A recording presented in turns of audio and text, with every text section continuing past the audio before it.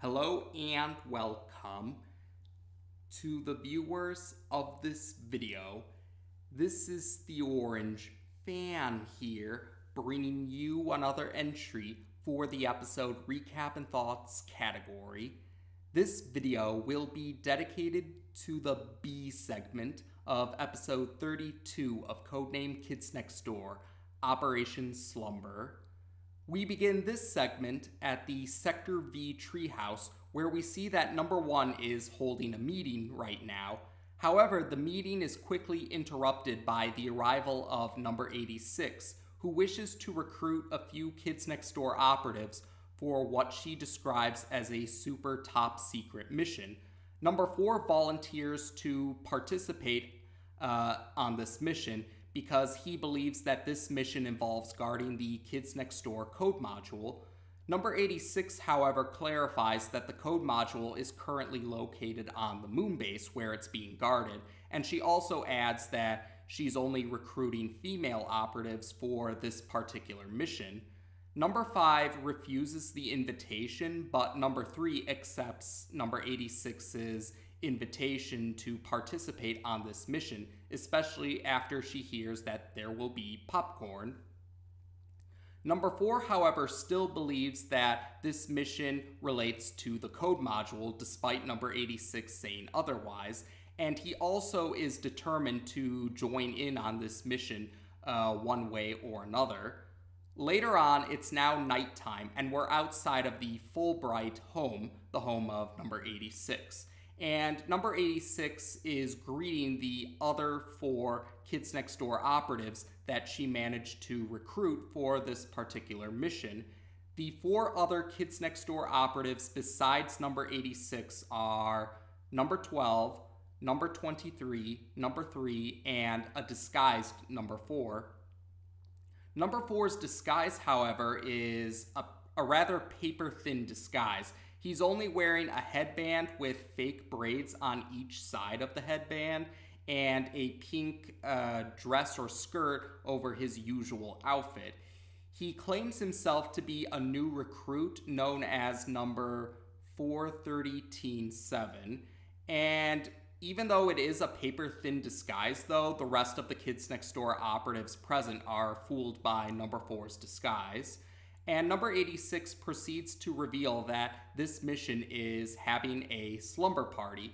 Number 4 is surprised by this, and he almost gives away his cover when he starts to rant about what he thought the mission was going to be about. But he catches himself and changes what he's saying to something along the lines of, "Oh, it'll be great to have a slumber party."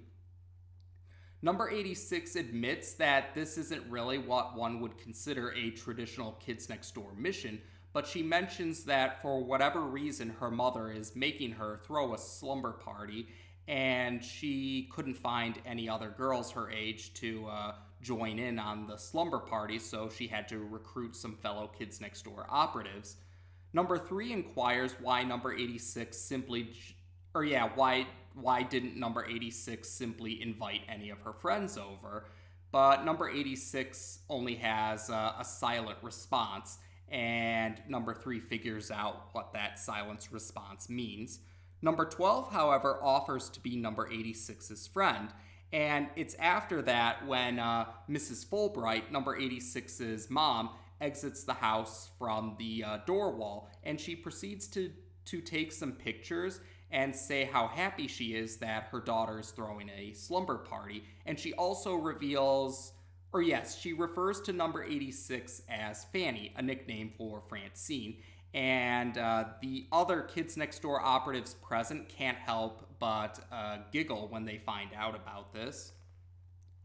After Mrs. Fulbright talks a little bit about how happy she is about the slumber party being thrown, she encourages the Kids Next Door operatives present to step inside so the slumber party can begin.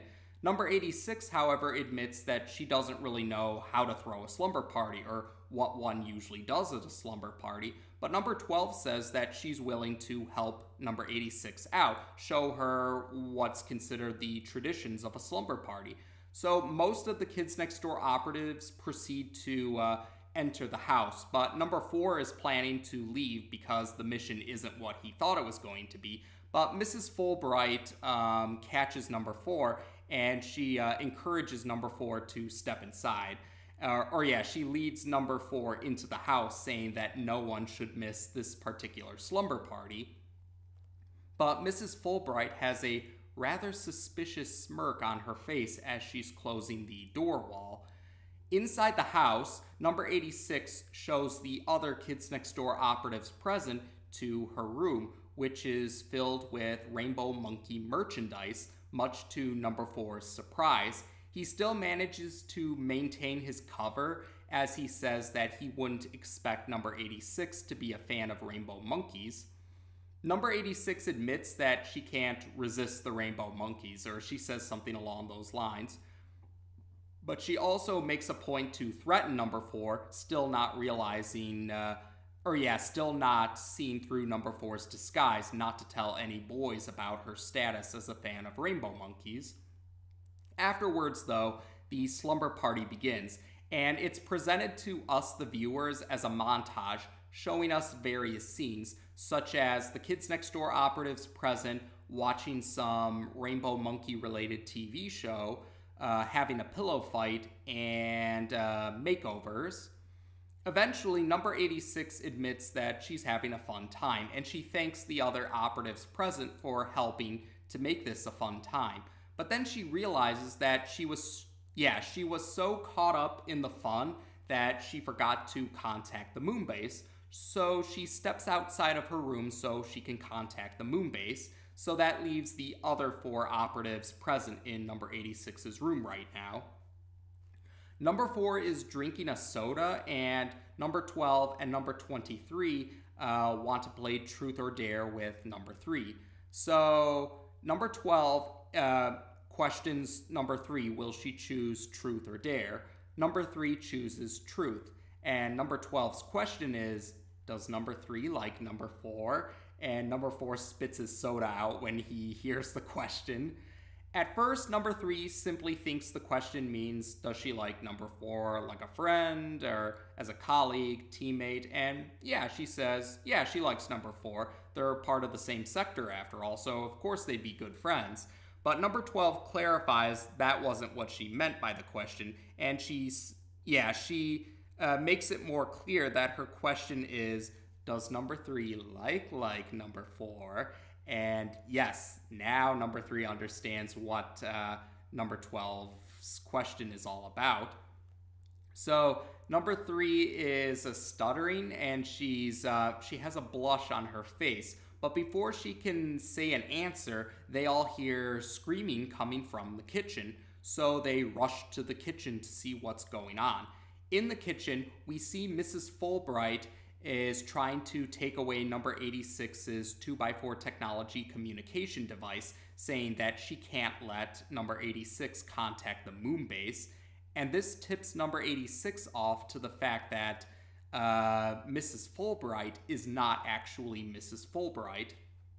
The imposter confirms that this is the case, and we see that Mrs. Fulbright's appearance here is actually a costume provided by Battle Ready Armor. The individual wearing the Battle Ready Armor is Chad, the former number 274.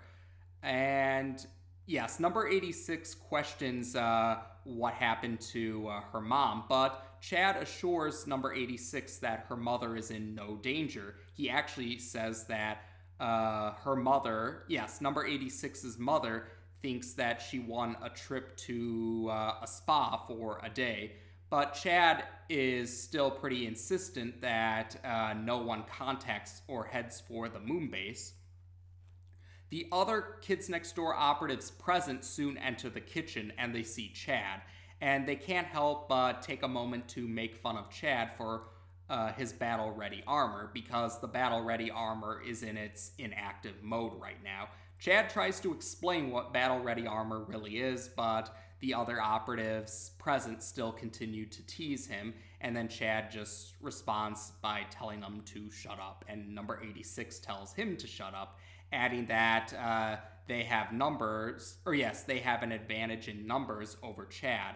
Chad, however, says he has an advantage because he has a hostage, which he pulls out of the freezer of the refrigerator. The hostage is number 86's perfect pajama party rainbow monkey. I believe that's how they describe this particular rainbow monkey. And Chad is confident that as long as he has the rainbow monkey hostage, none of the present Kids Next Door operatives will try to attack him. Number 4, however, is the only operative present who's willing to attack Chad, and Chad is caught off guard by this. So number 4 is able to knock Chad out. And number 86 manages to catch her rainbow monkey as it's falling to the ground, and she proceeds to yell at number 4 for putting the rainbow monkey in harm's way.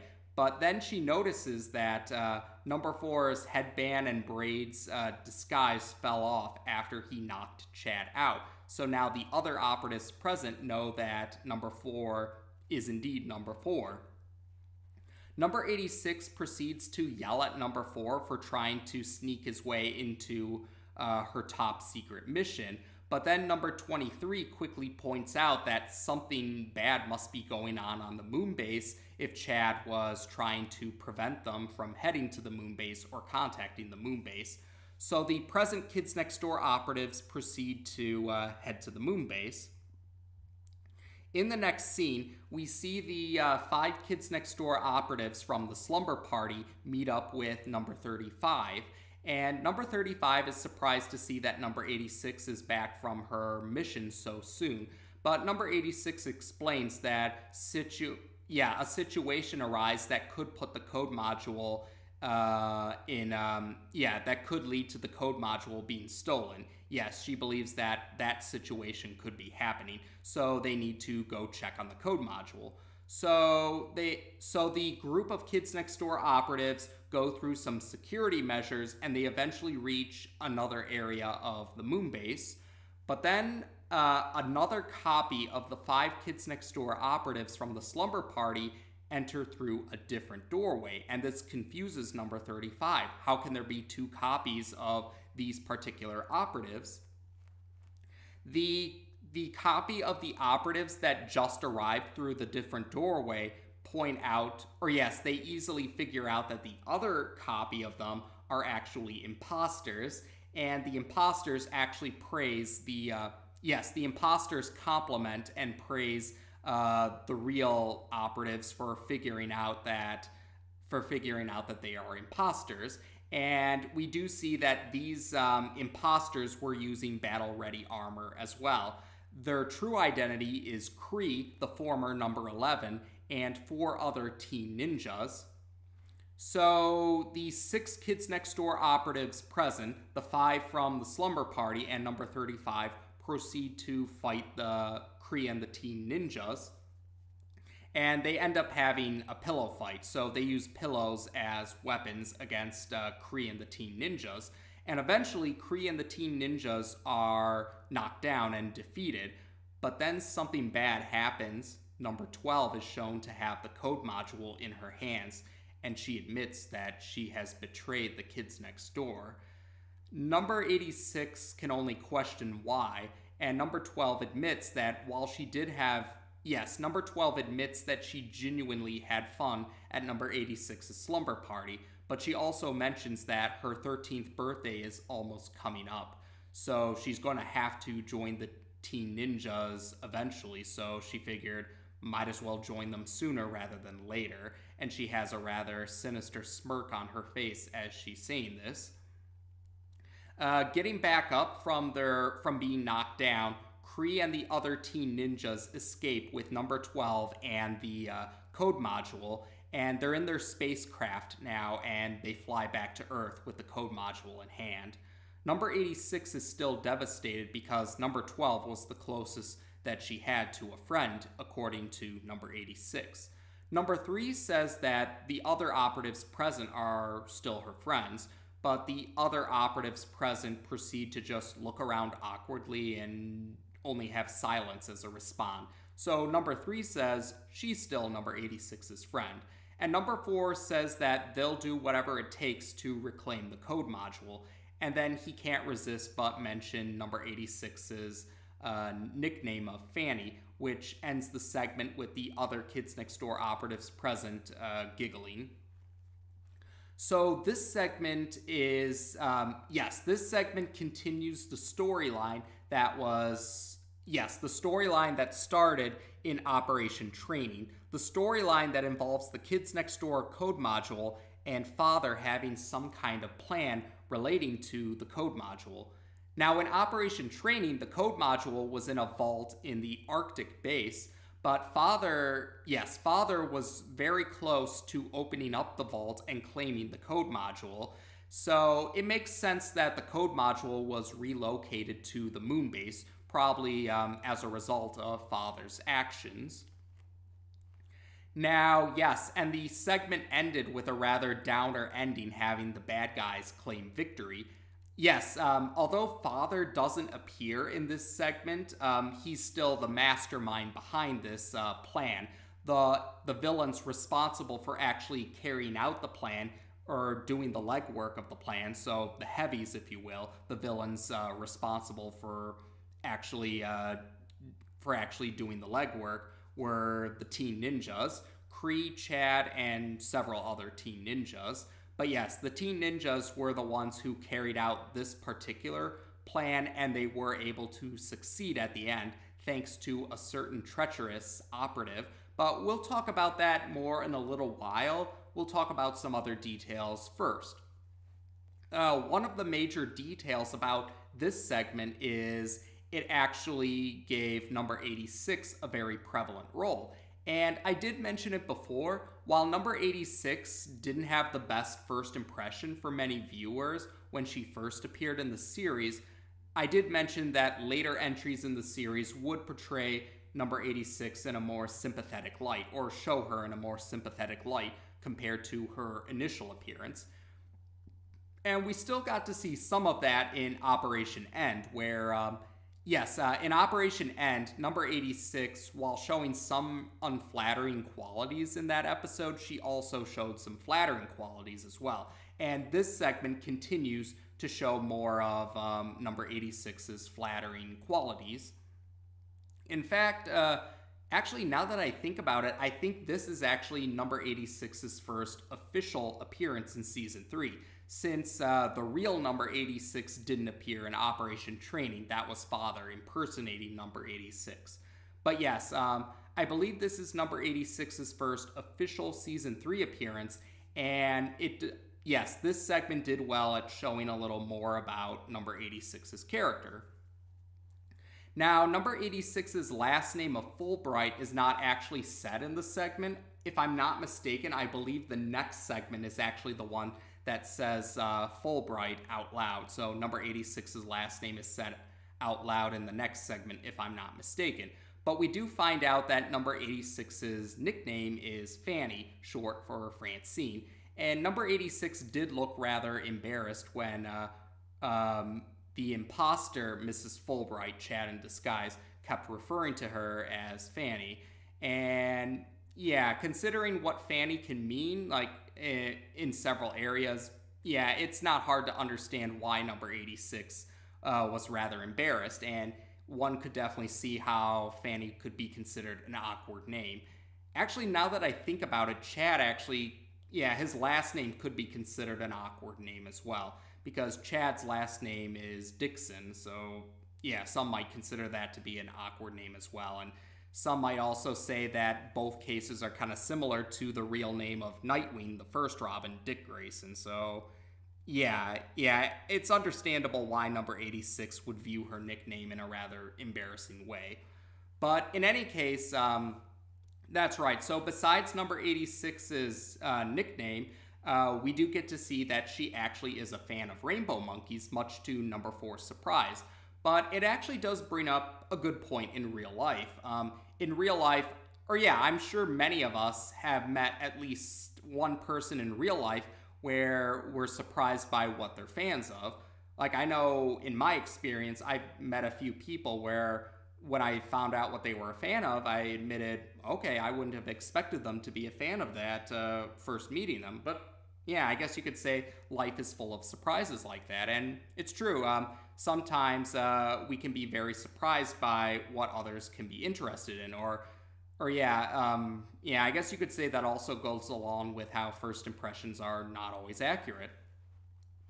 And although Mrs. Fulbright doesn't actually appear in this segment, we still do have an idea of what she's like because Chad was able to put on a very convincing disguise and performance as Mrs. Fulbright. So even though we didn't actually get to meet her, we still have an idea of what she's like because Chad was apparently able to put on a convincing performance in disguise without anyone realizing until he let slip about his knowledge about the moon base. And actually, yeah, here's a fun little detail. I don't want to give too much away just yet because of its status as a surprise in a later entry, but we actually have already met number 86's dad. Yeah, if you've been following along with the recap and thoughts videos for previous entries, or if you've watched certain entries from previous seasons, or even earlier entries in this season, then yes, you actually already have met number 86's dad. But yeah, if you're just following along with these recap and thoughts videos, I don't want to give away his true identity just yet because it actually was treated as a big surprise in a later entry. So we'll cross that bridge eventually, but yes, that's my little clue. You actually already have met Mr. Fulbright. But yeah, so we'll see more about number 86's dad later on. But yes, oh, that's right. Another detail with number 86 in this entry is we find out that she actually doesn't have any friends. Although most people probably figured that that's to be expected considering that number 86 doesn't have the most friendly of demeanors. And some might point out that that seems to cause a cycle. Yeah, a very problematic cycle. Number 86 might act that way because she has no friends, but because of her antagonistic behavior or needlessly antagonistic behavior, it would push others away from wanting to be her friend. And yeah, you see what I mean. It can cause a very problematic cycle. And yes, the betrayal that number 86 felt certainly did not was certainly quite harsh. Like I think many could sympathize with number 86 after feeling betrayed the way she was. But at least as a silver lining for number 86, number 3 says she's willing to be number 86's friend. So things seem to be, so yeah, there is at least some silver lining for number 86 when it comes to making friends. But yes, this segment I think did well at showing us more sympathetic qualities of number 86, showing us that, yeah, she can come off as needlessly antagonistic sometimes, and she can come off as a rather unpleasant jerk at times, but she isn't a bad person at heart, and she does have some good and sympathetic qualities to her, and she still wants to fight adult tyranny, even if maybe she's not the nicest of Kids Next Door operatives. Now, that's right, yes, the other detail was the betrayal at the end. Number 12 betrayed the Kids Next Door at the end because she's almost 13 years old and she decided she might as well just join the Teen Ninjas now rather than wait until she actually turns 13. And yes, from what I've observed, it seems many fans, or at least very vocal fans, definitely felt very sour after number 12 betrayed the Kids Next Door. And I think what adds to those sentiments is, yes, as far as I can recall, number 12 doesn't appear in any later entries, in the present time anyway. I do recall her having an appearance in a flashback of an episode next season. And while I think about it, that particular episode actually kind of addresses the whole situation with Kids Next Door operatives being decommissioned when they're teens. I don't want to give too much else away about that episode, but we'll talk about it eventually. We'll cross that bridge eventually. But yes, I think besides that flashback, I don't recall number 12 appearing in later entries. And certain fans feel, and I agree with these fans, about the sentiments that number 12 not appearing again was a missed opportunity. several fans, myself included, think that number 12 could have made an... Yes, we think that several fans and myself think that number 12 could have become an interesting recurring arch enemy for number 86. Or yeah, she could have become a recurring role villain as an arch enemy for number 86, kind of in a similar way as how number 274 became one of number 1's arch enemies. And yeah, a point that's worth mentioning is in real life, different people may deal with being betrayed by others in a different way. So some think that maybe how number 86 handled number 12's betrayal could be seen as showing a different perspective compared to how number 1 handled number 274's betrayal. So yeah, I do think it's unfortunate that number 12 didn't appear as a recurring villain because, like I said, she could have made a great archenemy for number 86. But otherwise, I believe that's it for this particular segment. So we did get to see number 86 in a prevalent role. We did get to see more of Chad, Kree, and the other teen ninjas. And yes, there was a treacherous Kids Next Door operative who we never got to see more of, which felt like a missed opportunity. But otherwise, yes, this storyline involving the code module and what Father plans to do with it, that will be concluded in the next full episode of Season 3. So Season 3's last full episode is the conclusion of this storyline relating to Father's plan to steal the code module. So we'll be sure to go over a recap and thoughts video for that episode eventually. But for now, there we go for this segment. So as of this video, we've now discussed the B segment of episode 32 of Codename Kids Next Door on this channel. Take care, and until next time.